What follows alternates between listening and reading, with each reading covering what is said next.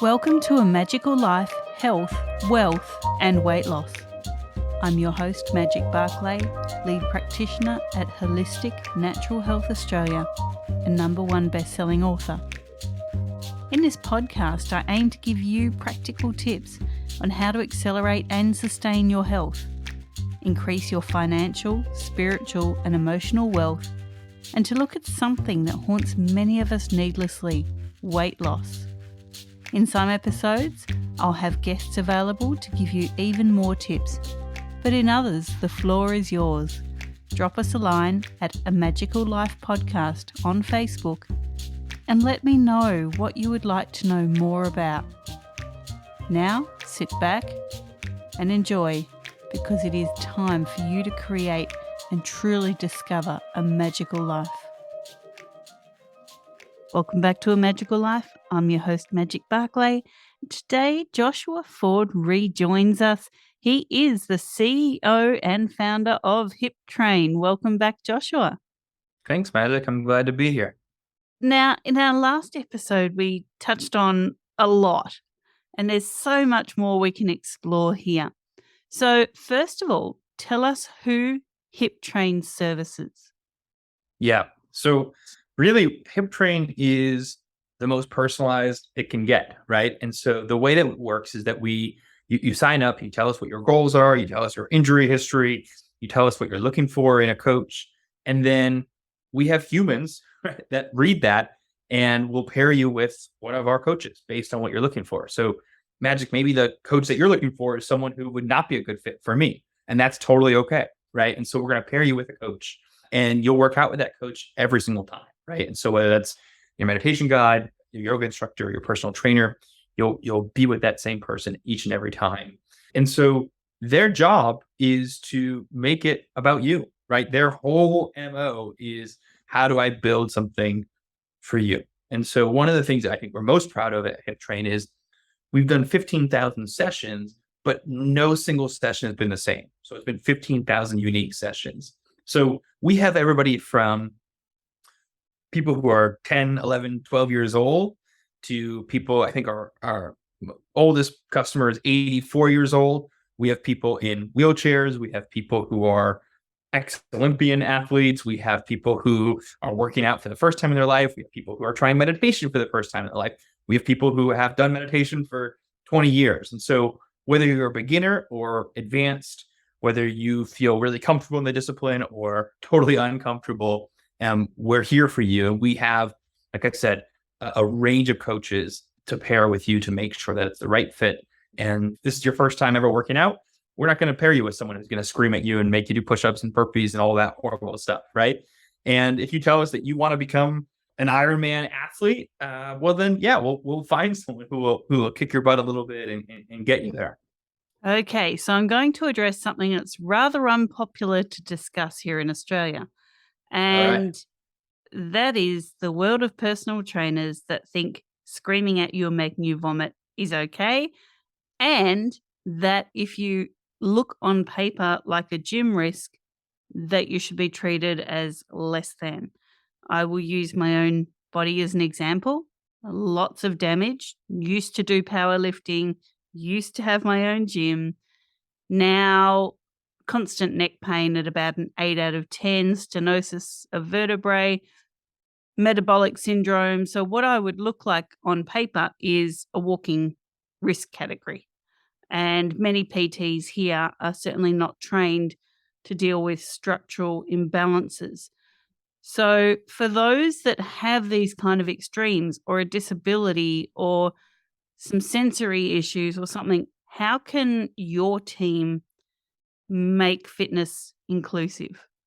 Yeah, it's a really, really good point. And what we have found is people come to us after trying everything and saying, generally speaking, unfortunately, fitness is a one-size-fits-all approach, and it fits people who are totally able-bodied and in good shape, and that's just not where I'm at right now. And so we have trainers with different backgrounds, and they'll put together programs for you. And one of the things that I tell our clients a lot is that ultimately, as the client, you're the boss, right?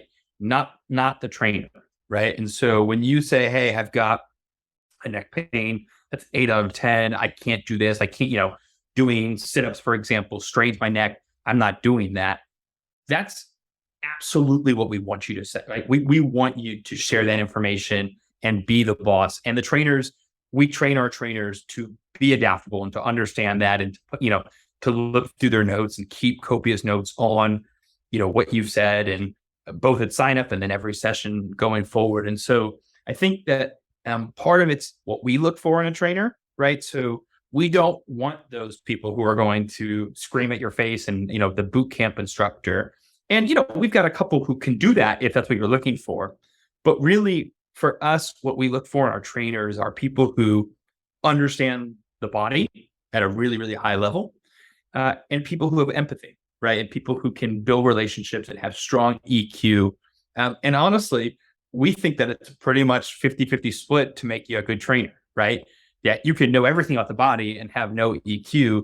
You're just not going to be a good fit for HipTrain, right? And, obviously, if you great EQ and you're a great human being, but you don't know anything about the body, you're also not going to be a great fit. And so when we look for our trainers and we put them through our rigorous process to come on to HipTrain, we're looking for people who have both of those things, right? The knowledge and the expertise with the human body, and then the EQ and the ability to build relationships and to listen. And it should be a two-way street all of the time between our trainers and our clients.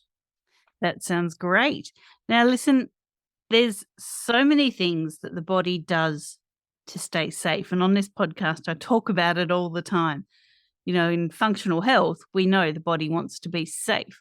So for some of the listeners who maybe have had experiences with a fitness instructor or a gym, and they kind of come to a machine or an exercise or a piece of equipment and all the alarm bells go off in their mind, what do you say to that feeling of needing to be safe? Yeah, well, look, I think you should trust your body first and foremost, right? And I think that whenever you don't know how to do something or you get to something and you say, well, I've never done that before. I'm not really, I don't know how this works, or I just don't want to do that. I think it's voicing that and making sure that, again, you should be in the driver's seat here. I think one of the things that we really want our clients to do, and this is something that we train our trainers on, is that when they're telling you your workout and they're working out with you, we want them to show you first, right? So really, you should never be just told to do something. You should be given the example of what is the proper form, how do you do that? And then you can give it a shot if you feel comfortable doing it, but not vice versa, right? It should never feel like a quiz or a test where you are seeing, can you do this or you can't do that? Really, our job is to show you the correct way of doing it in a way that you don't injure yourself, and then provide any form corrections that we need as you do the exercise. And one of the other things that we really want our personal trainers to do is work out alongside you, right? I think a lot of people feel awkward or feel judged even when it comes to working one-on-one. And we really want that to be more of like a workout buddy, who's just really knowledgeable and really nice, than someone who's kind of judging whether you're doing well, whether you're in shape, whether you're out of shape. That's not really the vibe or the experience that we want our clients to have. Great. Now, Joshua, I'm opening the floor to you. What is something that you feel the listeners need to hear? Yeah, thank you. So one of the things that we've really seen at HipTrain and has opened my own mind over the last year is the importance of mental health, right? And yeah, I think thankfully this has become less and less of a taboo area, right? I think maybe even 5 years ago, definitely 10 years ago, this was something that people were kind of scared about and didn't talk about and kind of tucked away or put under the bed. And so one of the things that we've seen at HipTrain is that, we've got a lot of people who are signing up and becoming HipTrain members who are actually coming to us because they want to relieve stress or anxiety. And they're doing physical training, but that's kind of the way that they're doing that. But we also had clients come to us and say, you know what, I actually need some more, right? I need more help with mental health. And so we went and we created a new vertical that we launched 2 months ago. That's meditation, right? And it's guided meditation. And, I don't know for people listening, whether you've tried meditation or not. I'm someone who, I've dabbled with it in the past. I've tried, the apps like Headspace or Calm. I've tried silent meditation by myself. I've tried it in group settings, but I've never really stayed consistent with it. And it's one of those things that I really would kick myself because every time I meditated, I felt better. Right. And I really did see the results. And especially if I could string together 3, 4, or 5 days in a row, I really did feel less stressed and less anxious. But I had a hard time with accountability. And, just like everybody, my mind would wander. And I'm definitely not the world's best meditator. But what I found just training myself on the meditation side is having someone guide you, and, you just show up and they'll take it from there and they'll help you through that. And that accountability of doing it every single day or every single week or 2 times a week or whatever the cadence that you think is best has been incredibly helpful for me. And it's funny because as I've done it more and more, I crave it, right? And so I started with 1 time, and then I said, okay, I'm actually going to do it 2 times. And I said, well, actually, maybe I'll do it 3 times, and maybe I'll do it in the morning, and then I'll also do it at night, and that will be kind of a way for me to disconnect from work at the end of the day and kind of reset myself and rebalance myself. So I think one of the things that I would really urge everyone listening is to find time, not just for physical health, but mental health, whether that's meditation, whether that's whatever else that you find that is helpful. Put as much emphasis on that as you do your physical health, because they are intertwined. And we've just seen the effects, I've personally seen the effects, and we've seen that with our clients as well. So in modern medicine, depression is the number one diagnosis, and the number one prescription written is for antidepressants or SSRIs, the number two being statins. Now, these are both quite toxic medications and certainly do not address root cause. They cause more problems than they solve. Yeah. So how can fitness and meditation done in your own home alleviate the need for these introduced toxins?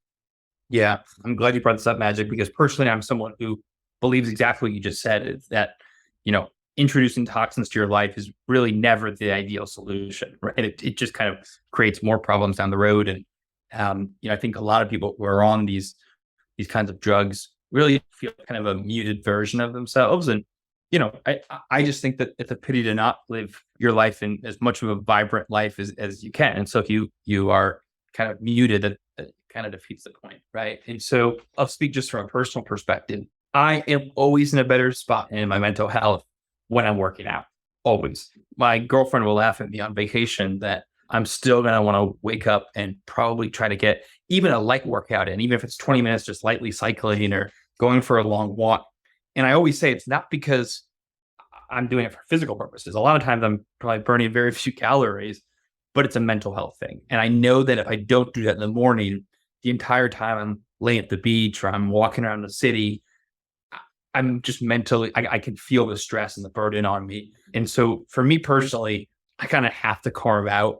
And again, it doesn't necessarily have to be this like massive workout. It can just be a walk. One of the things that I started doing in COVID was, everybody was shut in their homes and locked up. But one of the things I started to do is, even though I wasn't actually going to a physical office, I would kind of do a pretend commute, right? So I would just walk around my apartment a couple of times, or I would, in the beginning of COVID, and then later on, I would go and, walk around outside. And that was really, really helpful for me from just a mental health perspective of getting some exercise, but also just changing scenery and kind of breaking up, getting out of bed and getting to my computer to start the day. And then I think from, a meditation perspective, I think honestly, for me, part of meditation, part of the beauty of it is just being away from technology. And I think, unfortunately, while technology is great and it enables many, many things in our lives, it also is just information sensory overload. And I think that if you think about kind of the cavemen and cavewomen, like they just didn't have the stimuli that we have today. And so I think that can often be very unhealthy. I think things like social media can be actually quite negative sources. And so I think one of the beauties for me with meditation is just being away from technology, not feeling the buzz of my phone, not hearing emails come in, not checking social media, and just having some time. And again, like I said, I'm not the best meditator, right? My mind wanders. I'm thinking about what I need to buy at the grocery store, what I have to do. And I'm still working on becoming better. But I think just carving out 15, 20 minutes a day where you just think and pause. It sounds so basic, but if you actually think about how many times have you spent 15 or 20 minutes without any technology, without anybody else, and just thought, and just let your mind wander and let, just think. Unfortunately, I think for a lot of people, we just don't do that anymore. And I think it's a really healthy practice. Agreed. And as someone with self-confessed shiny thing syndrome in her brain, meditation has always been a bit of a struggle, because that moment that I am calm, quiet, peaceful, 10,000 ideas pop into my head. So for the listeners out there that do struggle, keep persisting. This is a moment that you will get that aha moment when you really have calmness and stillness in your mind, even if only for 15 seconds. Yeah, 100%. And honestly, that's probably what I'm shooting for. If I do a 15-minute meditation, I'm probably aiming for 15 seconds of glory, right? Of just really finding that zen. And so just like anything, the more that you do it, the more comfortable you become, the better you get at it. And so whether that's writing a book, painting, riding a bike, or meditating, just hang in there, keep trying and keep getting better. And I find in things that I'm anxious, I'll give you an example. Yeah, I travel a lot. I've traveled a lot for work and for pleasure, but I actually really hate planes. I hate takeoff. And so one of the things that I'll do before takeoff is I'll meditate, and I've got 5-minute meditations that I download on my phone, and we'll just kind of close my eyes and meditate. And I find that for me is the number one thing that helps me kind of just relax and put myself in a better headspace before taking off. And so even if it's only a 5-minute thing, you can reap the rewards of that. Love it.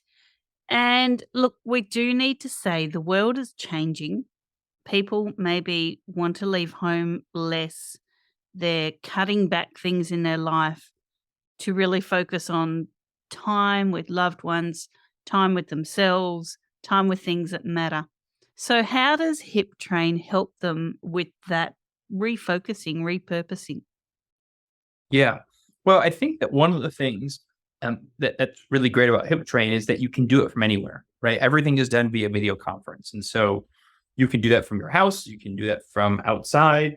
You can do that from a hotel room. You can do that from a friend's house, right? You can do it from a gym, but it allows you to just, again, carve out the time. And I think that for a lot of us, we get into these routines and then we have to travel for work, or we go and visit family and we get thrown out of the routines, and it takes us some time to get back into them. So I think one of the things is, the portability of being able to do it wherever you find yourself, right? I think you're right. Like a lot of people, COVID obviously is an awful thing, and a lot of people, really suffered with COVID. But I do think one of the silver linings is that people got to slow down for the first time in maybe forever, and really got to re-examine things. I think you're right. People kind of said, well, maybe I do want to spend more time with loved ones, and maybe I do want, to spend more time at home, whether that's working from home or just, maybe not traveling as much. And so I think one of the other great things about HipTrain is that because you don't have to commute, right? You don't have the extra 20-minute drive to the gym and then 20-minute drive home, right? So we have a lot of people that carve out 30 minutes in the middle of the day, and maybe it's part of their lunch break. Maybe they just take a break from work, but you can pretty much do the workout, jump in the shower real quick, and be ready to go all within 45 minutes, right? You do your 30-minute workout and then, 15 minutes to shower and get back in front of your computer for your next meeting. And so I think that just being able to save time and just save complexity. And we have a lot of older adults who use HipTrain. And one of the things that they say is they love not having to leave their house and being able to do it from the comfort of the house, and just not just the commute they don't have to make, but the comfort and not feeling that they're like a fish out of water in a gym and they don't look like everybody else. And, we have a lot of people who are brand new to fitness, right? And who may not be in the peak shape of their life. And so for many people, it can be embarrassing, right? To go to a gym and look around and say, wow, everybody looks great except for me, right? And you really feel that. And so I think that one of the things that HipTrain really helps people with is, making you feel comfortable, making you feel wherever you are, right? And so whether that's, you're doing it at the foot of your bed, you're doing it outside on the lawn, or you're choosing to bring HipTrain to a gym and you're doing it in front of other people. And so we're able to kind of work with people wherever they want to do that. And I think that's been really helpful with this, like you said, Magic, this reckoning of what people are looking for and where they want to be. Most definitely. So people can find you at www.hiptrain.com. Thank you so much for joining us. Sure. Thank you, Magic. I appreciate it. I have loved these last two episodes, and I really Good. do urge the listeners, jump on, give it a try, see what it's like. That's exactly what I'm doing later today. So try it. Well, we'll love to help everybody. Listeners, this was your episode 222. Joshua, thank you for your time. Sure. Thanks a lot. And listeners, thank you for your time. Go ahead and leave us an Apple review, Spotify review, a review anywhere that you're listening to us, because we really do appreciate you. Jump onto our Facebook at A Magical Life Podcast and tell us who you want to hear from. Do you want Joshua to come back? Do you want him to do maybe a guided meditation, or one of his instructors to do that? Do you want to hear more about depression and fitness? Because, we can really open this podcast up to you. This is your podcast. For now, go forth and create your magical life. Thanks for listening today. Please subscribe to hear future episodes, leave a review, and share this podcast. You can follow us on Facebook at A Magical Life Podcast or at Holistic Natural Health Australia. That's holistic with a W. You can find us on Instagram at Holistic Natural Health or at www.holisticnaturalhealth.com.au. That's where you'll access all sorts of articles, freebies, and more.